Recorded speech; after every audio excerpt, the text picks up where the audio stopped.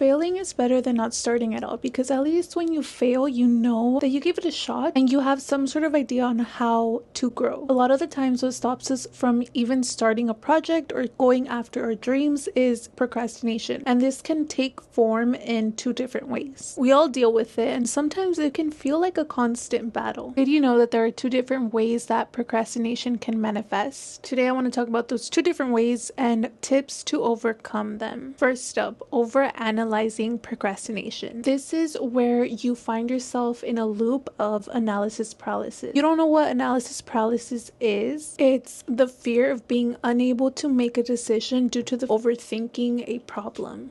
When you're doing this, you are constantly weighing the pros and cons of taking a step. You're considering every possible outcome and waiting for this perfect moment to take action, because you're trying to set up every single detail perfectly and plan out everything in order to prepare for anything that could go wrong. And we do this as a self-defense mechanism. We think that if we start analyzing every single possible outcome and we prepare for everything, that things will have a lower chance of failing. But here is the truth. Waiting for the perfect moment is just a sophisticated form of procrastination. That perfect moment will never come. Life is life. Life will keep lifing. Shit will get thrown at you, and then when you finally clear that out, more shit will get dumped on you. It's never gonna feel like a perfect time to start something. You really just have to take a leap of faith. If you want something, go get it, and do not be scared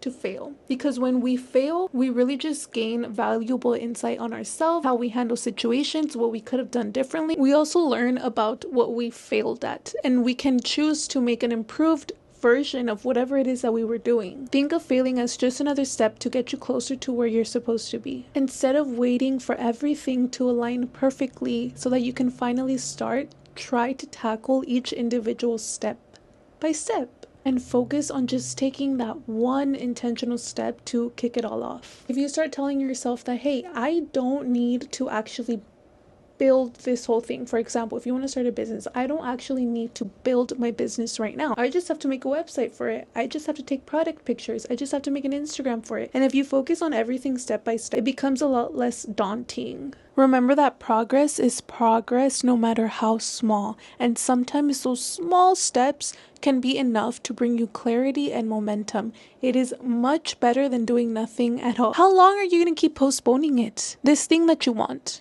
Can it even wait? Do you even want it bad enough? If you can wait for it, go get it. You deserve to be living your dream life. So go work for it. Now let's talk about the second form of procrastination, one that is led by fear and lack of clarity. Where this fear and lack of clarity is the thing that is holding you back from your goals. You might feel overwhelmed with the uncertainty or intimidated by the risks, and you think that, hey, there is more bad than good that is associated with this thing, so let me just not start. But it's important to recognize that these feelings are a natural part of change, not even just in starting the process, but just in anything. Any way that your life changes, it's gonna feel uncomfortable, and these feelings are gonna be coming up as a form of protection. But you don't have to listen to them. It's okay if they are telling you be scared, because in a way your mind is trying to protect you, right? It's trying to protect you in case you do fail. But excellence does not stem from mediocrity. If you never want to know what it feels like to finally obtain your goal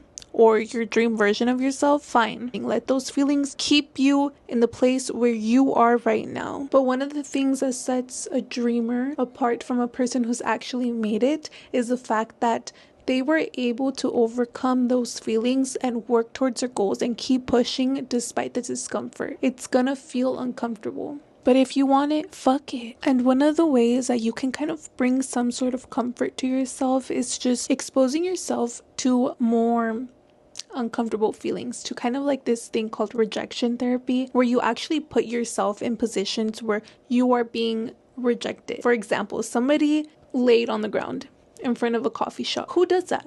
Nobody does that. And obviously people were looking, people were kind of laughing, people would like walk slowly and like look at her. And that's what she signed up for, because she wanted to be exposed to those uncomfortable feelings. Obviously, she was going to feel awkward. Obviously, she was going to feel uncomfortable. Obviously, she was going to be like, oh my God, people are staring at me. But when you expose yourself to those feelings, you realize that, hey, yeah, they were judging me. Hey, yeah, they were making fun of me. They were laughing at me. They were staring at me, but I'm still here. Nothing happened because of it. So do that. Any single time where you can make yourself uncomfortable in like a good way, where you are facing rejection or where you're facing failure, do that, because once you get used to feeling those emotions, you're going to realize that the impact that they have is actually very minuscule, and you're not going to feel like it's something big enough to stop you from starting on your path or your journey to whatever it is that you are trying to accomplish. Another way you can overcome this is by setting smaller, more achievable tasks in relation to your goal. And by breaking down your goals into smaller, more manageable tasks, you not only reduce the fear of the unknown, but you also start to see progress, which can in turn make you motivated. And sometimes that is all we need to really keep going in our journey. And then once you take that first baby step and that second baby step and that third baby step, you are going to have a lot more clarity into what you need to do in order to obtain that goal. For example, I recently lost over 30 pounds. I always go back to this example because I feel like a lot of people could relate to wanting to lose weight. But when I told myself I want to lose 30, 40, 20 pounds, that put me in this mindset of like, oh, I'll start tomorrow. Losing 40, 30, 20, 50, 100 pounds, that is some scary shit. It takes a lot of work, and we are all well aware of that. However, if you say, I want to lose 1 pound this week, I want to lose 5 pounds this month, that feels a lot more manageable. Now break it down even further. I want to go on 3 walks this week. I want to track my calories today. I want to hit my protein goal today. I want to only eat my meal plan today. I want a meal plan today. Those things are a lot more manageable. If I wake up, I'm still the same weight, haven't lost any weight, haven't put in any work, but I told myself I would like to lose weight. Well, okay, what the fuck does that mean? However, if I say I want to lose weight, so today, I want to go on a 10-minute walk this morning and another 10-minute walk before going to bed. That is going to feel way more manageable. And then when you are done with that first walk and then done with that second walk and then you've crossed everything off for the day, you're like, fuck yeah, I got this. I can do this again tomorrow. And then you know that as long as you keep doing that, keep adding a little bit more steps, you're going to feel a lot more clarity. You're going to start to see progress, and you are eventually going to trust that you will lose those 30, 40, 20 pounds. So whether you're stuck in overanalyzing, you're stuck because you're too scared to start, or you're lacking clarity, remember that one intentional step is better than none. It is often all it takes to start moving forward, because I promise you, once you take that first step, somehow, some way, you will stumble across the knowledge that you need in order to get to the second, the 10th, the 20th step, and it will bring you so much closer to your goal. You don't need to have everything figured out to start, and start telling yourself that it is perfectly fine to fail. Everyone fails. And let's end this off with one simple exercise. I want you to pick an area where you've been procrastinating. Maybe it's your health, it's your fitness, it's your business, your career, whatever it is.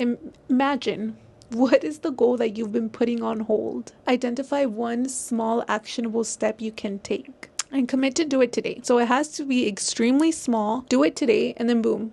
Guess what, babe? You've started. Now figure out a step 2, something that you can do tomorrow. And just focus on getting 1% better every single day, and eventually you're gonna get there. And you might be surprised at how much momentum you can build by that one simple step. So stop watching videos on how to stop procrastinating and take that one baby step and see where it takes you. But that was all that I had for you guys today. Thank you so much for tuning in. Don't forget to like, comment, share, and subscribe, especially if you are into the fitness, wellness, personal development, self-improvement niche, because that is what I am all about. Until next time.